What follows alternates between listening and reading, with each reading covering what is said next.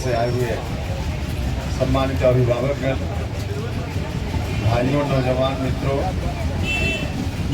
और दिन भर की इस यात्रा में मेरे साथ चल रहे एनडीए गठबंधन की विभिन्न पार्टियों के प्रखंड मंडल अध्यक्ष, दूसरे नेतागण, मित्रों, हम आप सब लोगों से जिस तरह से आपने 2014 में आशीर्वाद देकर दिल्ली भेजा था, हम फिर से आशीर्वाद मांगने के लिए आए। 2014 में आपने आशीर्वाद दिया, जितना कुछ मुझसे बन पाया मैंने आपकी सेवा करने का भरपूर प्रयास किया।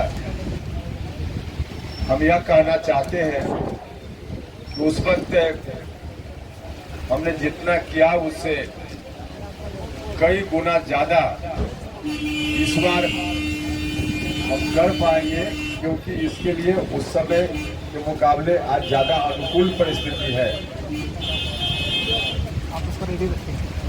उस वक्त संजोग हुआ था कि दिल्ली में एनडीए की सरकार बन गई थी 14 में, लेकिन 15 में विधानसभा का चुनाव हुआ तो एनडीए की सरकार नहीं, महागठबंधन की सरकार आ गई। तो अलग सरकार होने के कारण काम करने में बड़ी कठिनाई हो रही थी, और ऐसा होता ही है। प्रतिनिधि किसी और पार्टी या गठबंधन का, सरकार किसी और पार्टी या गठबंधन की बन जाती है तो दोनों के बीच तालमेल ही नहीं बैठ पाता, और तालमेल नहीं बैठने के कारण प्रयास करने के बाद भी विरोधी पार्टी का कोई प्रतिनिधि सत्ता पक्ष से बहुत काम नहीं करवा पाता। तो उस समय यही स्थिति बन गई थी।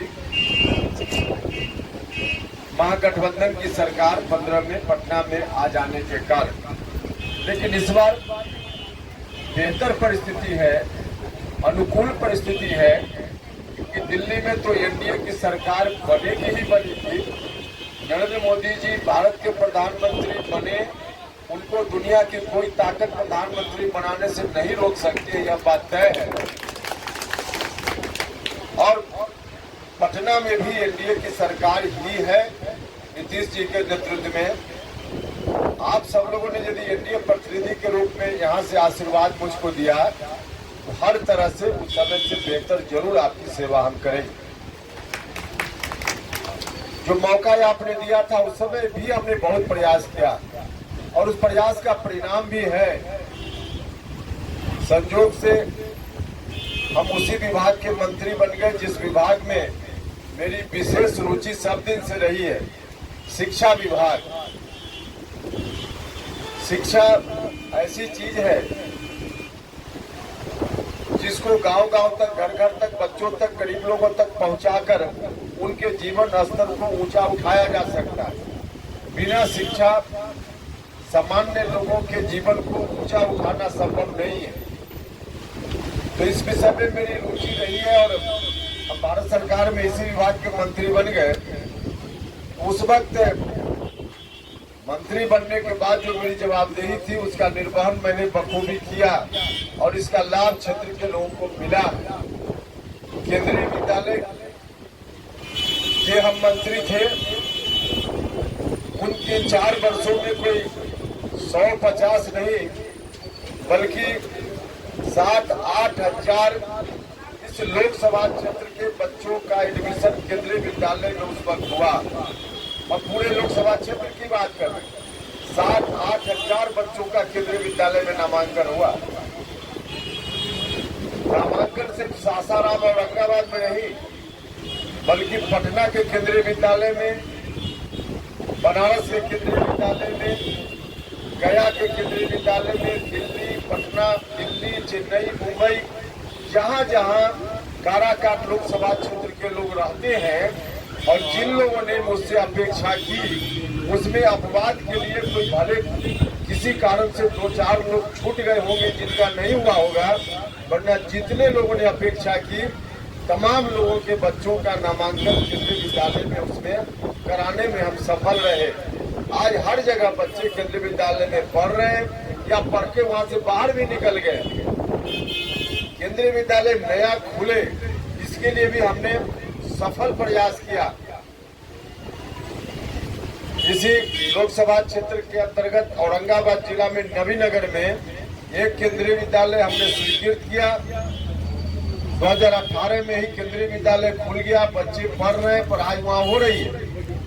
सासाराम में जो केंद्रीय विद्यालय पहले से चल रहा था वह भी बंद होने की स्थिति में था, क्योंकि एक सरकारी बिहार सरकार के स्कूल के छोटे से बिल्डिंग में वह विद्यालय चल रहा था और उस छोटे से बिल्डिंग में कमरा की कमी के कारण अगला क्लास में बच्चा कहाँ पढ़े, इस समस्या का समाधान नहीं हो पा रहा था। हमने कोशिश शुरू की। हम उसी समय हमारे मंत्री रहते उसका शिलान्यास हमने किया, अलग बिल्डिंग बने इस बात के लिए, और मंत्री रहते भव्य बिल्डिंग बनकर वहां तैयार हो गया। उसका उद्घाटन भी हमने ही किया और जिस स्कूल में 400-500 बच्चे पढ़ रहे थे, स्कूल बंदी के कगार पर था, आज हजारों बच्चे उस समय की कोशिश के कारण आज सासाराम में केंद्रीय विद्यालय में पढ़ रहे हैं। देवकुंड में और औरंगाबाद के देवकुंड में नया केंद्रीय विद्यालय हमने स्वीकृत किया। हम इस तरफ भी एक केंद्रीय विद्यालय स्वीकृत करना चाहते थे, जमीन बहुत प्रयास के बाद भी नहीं मिल पाई। आम लोगों से भी हमने आग्रह किया, राज्य की सरकार से भी आग्रह किया, लेकिन जमीन नहीं मिल पाई, जिसके चलते यहाँ का प्रस्ताव तो आगे नहीं बढ़ पाया। लेकिन उस इलाके में, गो के इलाके में एक केंद्रीय विद्यालय और नया सैंक्शन हुआ, हमने स्वीकृति दी। एक प्राइवेट आदमी ने जमीन डोनेट करने का काम वहाँ किया। मेरे कहने का मतलब कि हर तरह से हमने किया। फिर सांसद फंड के वितरण में हमने पूरी ईमानदारी बरती। पूरे लोकसभा क्षेत्र में लगभग 2000 गांव होते हैं। 2000 गांव में 5 साल में एमपी फंड से कुछ न कुछ काम किया जाए नहीं संभव है, लेकिन हर पंचायत में किया जाए यह संभव था। और हमने उसमें भी 2-4 पंचायत अपवाद के रूप में भले बच गई हो, वरना हमने प्रयास किया और लगभग सभी पंचायत में, भले कहीं 5 रुपया का काम हुआ हो कि 50,000 का काम हुआ, वो अलग विषय है, लेकिन कुछ न कुछ काम एमपी फंड से तमाम ग्राम पंचायत में हमने करने का काम किया। यहाँ भी हुआ होगा, चित्राड़ में भी निश्चित रूप से इस पंचायत में भी एमपी फंड से काम हुआ है। सोलर लाइट वगैरह सीएसआर फंड से, अलग कंपनियों से, उद्योगपतियों से, अलग अलग संस्थाओं से पैसा मांगकर सीएसआर फंड से सोलर लाइट लगवाने का काम हर पंचायत में, छठ घाट के निर्माण का काम, बच्चों की पढ़ाई के लिए स्मार्ट क्लास बनवाने का काम, तो यह सारा काम जो संभव था हमने किया है। और जिससे गठबंधन के लिए हम वोट मांगने आए हैं, नरेंद्र मोदी जी के लिए हम कहने आए हैं कि प्रधानमंत्री उनको बना दीजिए। उन्होंने भी 10 साल के अपने शासन काल में समाज का कोई वर्ग नहीं जिसके लिए प्रधानमंत्री जी ने काम नहीं किया। खासकर गरीब लोगों के लिए फ्री में राशन पिछले कई वर्षों से, देश के 80 करोड़ लोग हैं जिनको फ्री में भारत की सरकार राशन दे रही है। यहाँ भी बहुत सारे लोग जो यहाँ खड़े हैं सुन रहे होंगे, उन लोगों को भी राशन मिल रहा है फ्री में, और 5 लाख रुपया तक फ्री में इलाज की व्यवस्था हमारे प्रधानमंत्री जी ने की।